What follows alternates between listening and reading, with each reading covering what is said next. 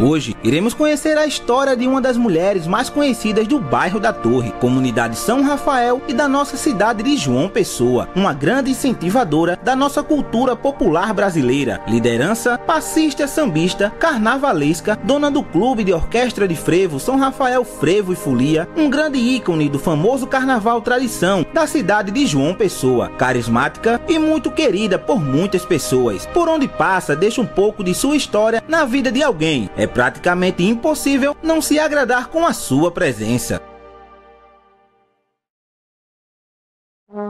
Maria da Penha Gomes de Souza, nascida em 25 de 10 de 1952, na maternidade Cândida da Varga, em João Pessoa, Paraíba, filha de Maria Ferreira de Souza e Odilon Saraiva. No início de sua vida, sua mãe legítima, Dona Maria Ferreira, infelizmente acabou falecendo quando ela ainda era criança e tinha seus 6 anos de idade. Tempos se passaram e logo após o falecimento de sua mãe legítima, ela passou a morar com a sua cunhada chamada Inalda Lima, que por sua vez era casada com seu irmão chamado Francisco, mais conhecido popularmente como Chico da Cobra. O laço entre Maria da Penha e sua cunhada era tão grande que Inalda acabou pegando para criá-la como filha, e Maria da Penha passou a morar com seus irmãos Ronaldo de Souza Lima e Roberto de Souza Lima, que são filhos de sua mãe adotiva, Inalda Lima. Dessa forma, ela passou a ser a mãe adotiva de Maria da Penha. Durante todo esse período de convivência familiar, elas moravam na Avenida Adolfo Cirne, que hoje é popularmente conhecida como Avenida José Américo de Almeida, a famosa Beira Rio. Durante todo esse período, Maria da Penha tinha por volta dos 6 a 8 anos de idade. Sua mãe adotiva, Inalda Lima, exercia a profissão de costureira e era através desse trabalho que ela trazia o sustento para dentro de sua casa. Mas a vida social e econômica naquela época eram bem complicadas e suas condições financeiras eram bem precárias. A vida era tão difícil que elas moravam numa casa feita de palha, que inclusive era alugada. Além disso, o sofrimento era tão grande que quando chovia,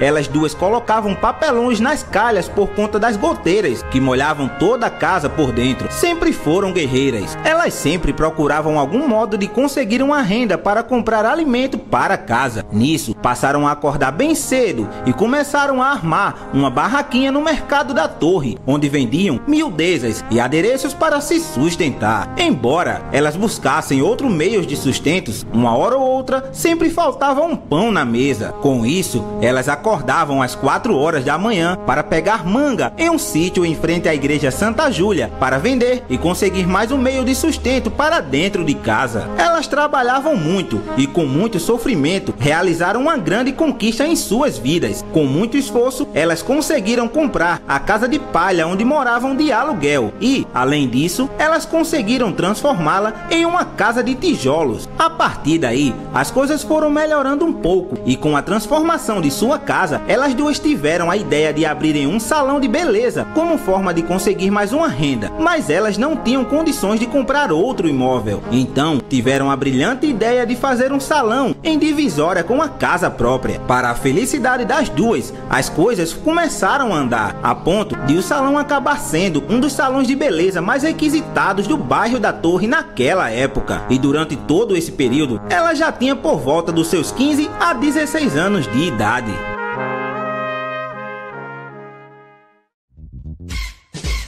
O tempo foi passando e a maioridade foi chegando. Nisso, por volta dos seus 18 a 19 anos de idade, começou a frequentar os lendários bailes de discotecas, os famosos assustados, os incríveis bailes que aconteciam na escola de samba Malandros do Morro e ainda as festas de Tiradentes, que ocorria naquela época. Dessa forma, já começava a ganhar conhecimento nos lugares onde passava, se tornando popular. Aos 21 anos de idade, através de sua popularidade e beleza sendo jovem, consequentemente tinha muitos pretendentes. Daí, tempos depois, conheceu um homem chamado Walter Luiz, onde teve um filho chamado Alexandro A. Esquiva, que foi criado por sua grande amiga, Dona Lúcia, que morava na Avenida Miguel Santa Cruz, no bairro da Torre. Tempos depois, foi levando a vida, marcando história onde passava e criando muitas amizades e admirações. Anos se passaram e Maria da Penha acabou conhecendo um homem chamado Marcos Oreião e teve o seu segundo filho, chamado Wellington Ricardo. Mas ela acabou passando por um problema familiar, pois sua mãe adotiva mantinha uma postura muito conservadora e mantinha a tradição de costumes antigos. E Nalda não queria que ela tivesse outro filho e por isso Maria da Penha acabou sendo colocada para fora de casa. Não tendo onde ficar, passou a morar na casa das amigas de infância, em especial sua amiga chamada Nira, que morava no bairro da Torre onde ela morava. Maria da Penha passou por muitas turbulências na vida e acabou se separando do seu companheiro. Dessa forma, ela foi procurando meios de vida, foi se estabilizando e conquistando algumas metas. Então foi vivendo a vida, como diz o cantor Benito de Paula: vou vivendo essa vida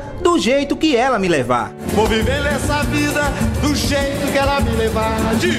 Anos se passaram e Maria da Penha foi deixando sua marca onde passava, frequentando desfiles de carnavais, charangas, escolas de samba, frevos e entre outros. Tempo depois, conheceu o amor da sua vida, um homem chamado Silvio Guedes, e consequentemente conheceu Maria Antonieta do Nascimento, conhecida pelos netos por Tia Teta, irmã de Silvio Guedes, e André Alexandro Bezerra do Nascimento, titio André, filho de Tia Teta. Maria da Penha e Silvio Guedes começaram a namorar e logo depois Tia Teta a levou para morar com sua tia chamada Dona Ana Pedro, popularmente conhecida pelos netos, bisnetos e tataranetos por Tia Ana. Ana Pedro era mãe de Silvio Guedes. Maria da Penha passou a morar na Granja São Rafael com sua sogra Ana Pedro e Raminho. Logo depois, sua cunhada Luzinete passou a morar na casa. Além disso, Nino também morava na casa. Não demorou muito e em 21/2 de 1978, logo teve sua primeira filha, chamada Ana Maria de Souza Guedes. Com o nascimento da bebê, o casal comprou uma casa na Granja São Rafael, que hoje é popularmente conhecida como Comunidade São Rafael. Nesse período, Maria da Penha começou a demonstrar interesse em política e passou a ter envolvimento na área, participando de reuniões políticas, congressos, sindicatos e movimentos desse nicho. Durante esse período de atuação, Maria da Penha, no dia 11/5 de 1985, teve sua segunda filha, chamada Juliana Guedes. Daí o tempo foi passando e ela continuou atuando na área da cultura e na política. Nisso, Maria da Penha começou a enxergar dificuldade no local onde mora atualmente e, como já tinha um certo envolvimento na área da política, começou a lutar pelos direitos básicos que ela e os moradores do local têm. Tempos depois, Maria da Penha realizou um grande feito no local onde mora. Ela foi eleita democraticamente a primeira presidente mulher da Associação dos Moradores da Comunidade São Rafael em 1997, ao lado do vice-presidente Silvio Guedes, seu marido. As atuações como liderança da Associação dos Moradores começaram a ocorrer. Dessa forma, através de reivindicações, Maria da Penha solicitou a construção da sede da Associação dos Moradores e, com muita luta, conseguiu realizar. Mas um fato bem curioso de toda essa história é que Maria da Penha revela um segredo que somente 3 pessoas conhecem, que no caso é ela, sua amiga Socorro Bandeira e Zezinho. Mas agora, com exclusividade, você também irá conhecer esse misterioso conto. A história é que as 3 queriam deixar a marca de Maria da Penha na Associação dos Moradores, algo que simbolicamente tivesse o dedo dela nessa construção. Daí tiveram a brilhante ideia de Maria da Penha escrever o seu nome completo em uma folha de papel e guardá-la dentro de uma garrafa de vidro lacrada com uma rolha. Daí então, colocada dentro de uma caixa, ela permanece até os dias de hoje enterrado embaixo da Associação dos Moradores, como uma forma de deixar a sua identidade no coração da comunidade São Rafael.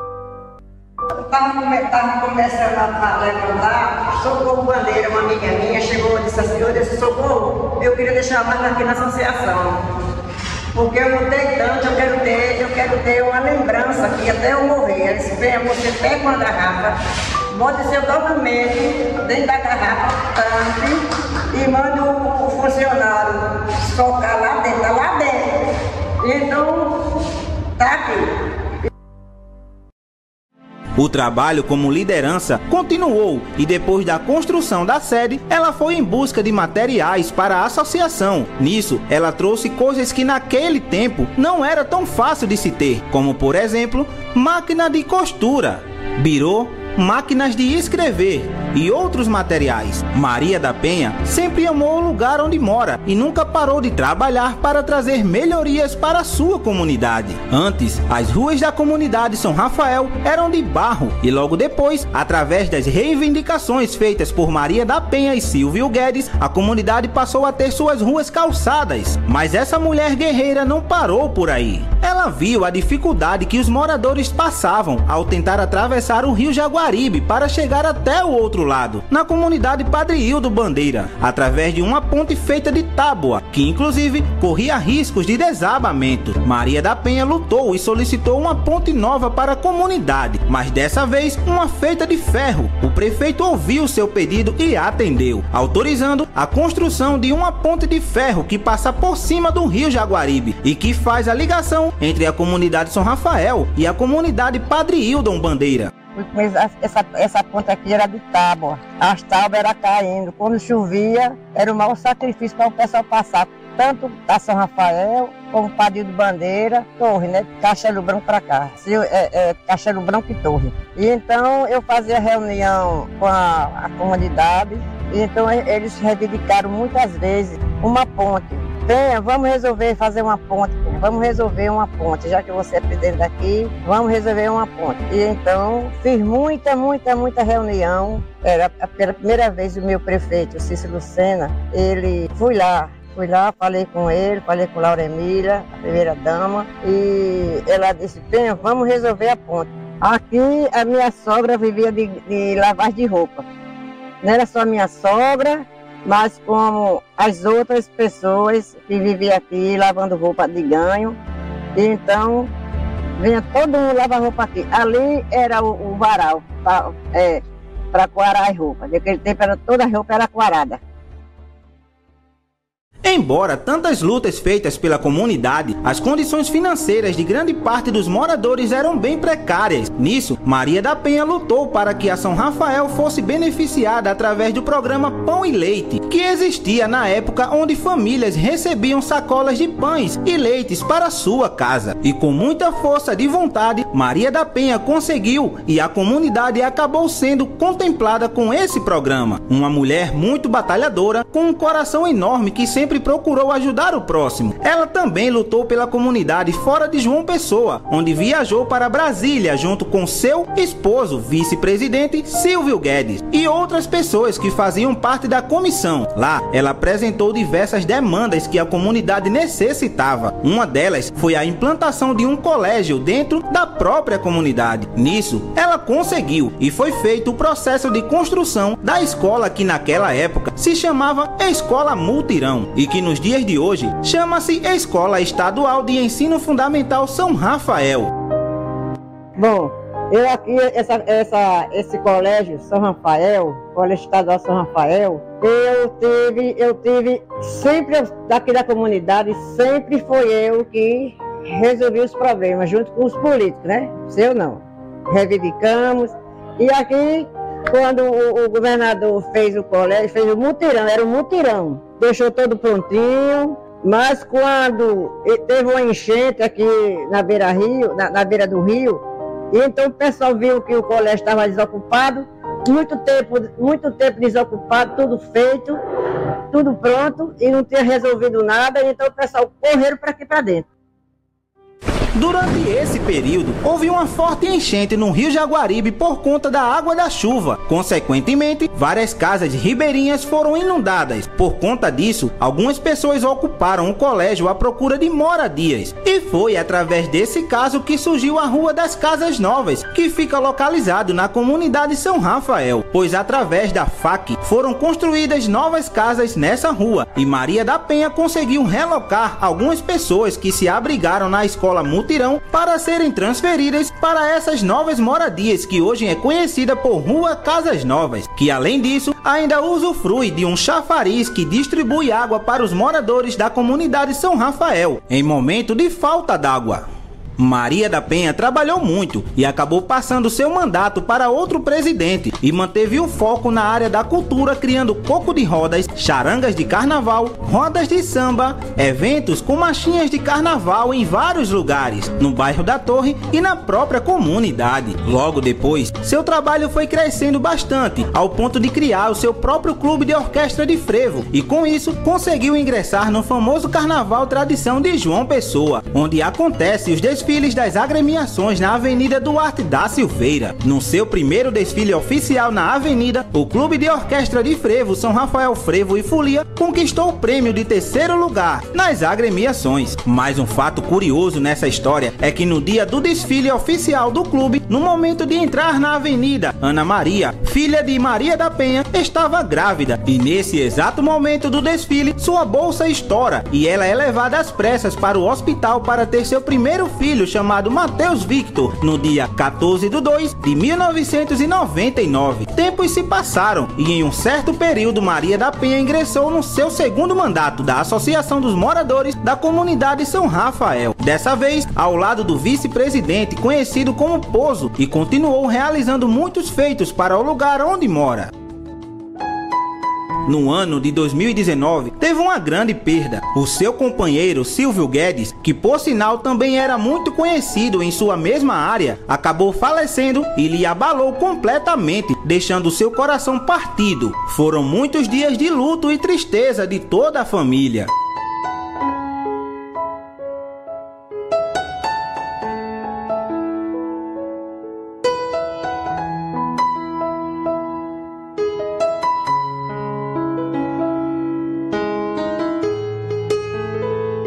Tempos se passaram e hoje Maria da Penha continua levando a vida e carregando seu carisma e alto astral nos eventos carnavalescos, nas orquestras de frevo, nas escolas de samba, no Carnaval Tradição e em diversas áreas da cultura. Ela continua seguindo a tradição com seu clube de orquestra de frevo, desfilando todos os anos no Carnaval Tradição de João Pessoa, na Avenida Duarte da Silveira. Nos dias de hoje, Maria da Penha leva uma vida de aposentada, aproveitando a vida ao lado de sua família, com seu filho Wellington Ricardo, suas duas filhas Juliana Guedes e Ana Maria Guedes. Além disso, é uma mulher super amada por todos os seus netos e bisnetos. Os seus netos são o Everton Lima, Matheus Victor, Marcos Vinícius, Carla Guedes, Ana Vitória, Camila Vitória, Williana Lima, Williane Monteiro, Cauã Victor, Cauê Guedes, Laura Sofia, Wesley Benjamin, Shirley Ângela e Mariano Monteiro. Já os seus bisnetos são Samuel Guedes, Júlia Guedes, Cecília Guedes e Bernardo Miguel. Uma grande mulher com uma grande história para ser contada. Maria da Penha Gomes de Souza, uma das mulheres mais conhecidas e relevantes na história do bairro da Torre, na história da comunidade São Rafael, na história do Carnaval Tradição da cidade de João Pessoa, dos clubes de orquestra de frevo, escolas de samba, política e da nossa cultura popular brasileira. Maria da Penha ainda tem muita história para contar. Esse foi um breve resumo de uma longa história de uma mulher incrível que contagia a alegria por onde passa.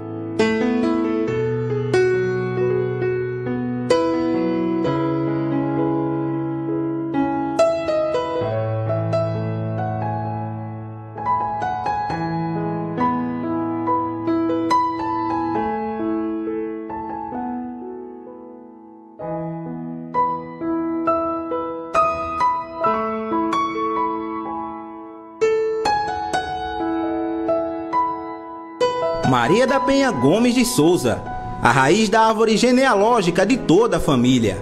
Nós te amamos.